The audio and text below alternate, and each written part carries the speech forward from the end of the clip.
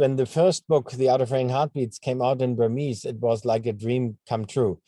And that my books are so well read in Burma, that I have so many readers and followers in Burma, makes me, yeah, incredibly happy. That, of course, was always my greatest fear, that I fall into this trap, write about the different culture, and actually you only project your own feelings, your own fears, your own hopes, whatever, into that culture. I wrote that down, and then the book was done. And again, I went to Burma to double check details and talk to my friends there if my, perceptions are correct and so on.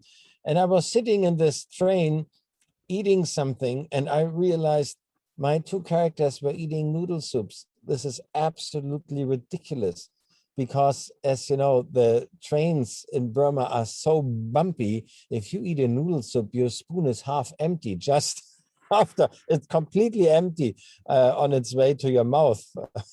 and the only thing they serve is fried rice, because you can eat fried rice in Burmese dining cars. Of course, I changed that, and it's probably a very little thing. Not many people would notice that it's silly to write that someone eats a noodle soup in a Burmese dining car. But those are little details, and I think all combined, they make these books so authentic, that they are not just a projection by a Western writer, what he thinks Eastern Asian culture should be like or is like or whatever. I really try very, very hard to understand and to describe how it is. When I go there, my job is to listen and to observe, to watch, to listen. And I, even in the 90s, I noticed when I was really traveling the country widely. I mean, I wasn't just staying in Yangon or whatever, but we traveled to the countryside, to small towns, to villages. I stayed in small houses, and I realized that the fairy tales are very much alive in Burma. The history of, fairy tales being told by moms or grandmas or grandpas to their grandchildren, that I was told tales, and I thought, wow, this is really part of the everyday culture. And when I wrote The Art of Writing Heartbeats, my first Burma novel, there is a fairy tale which I remembered, which plays a very important role in the book.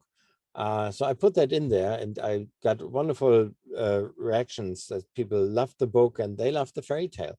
And one of the greatest compliments I ever got for the books was by Burmese. I did also do some readings in Burma, and we had a wonderful event in Yangon, and a man came with two of my Burmese novels in Burmese. He had read them, that was obvious, and he spoke little English, and he told me that he loves my books for three reasons. One is they make him cry. Second, they comfort him. And third, he learned so much about his own country. And that, it doesn't get much better than that.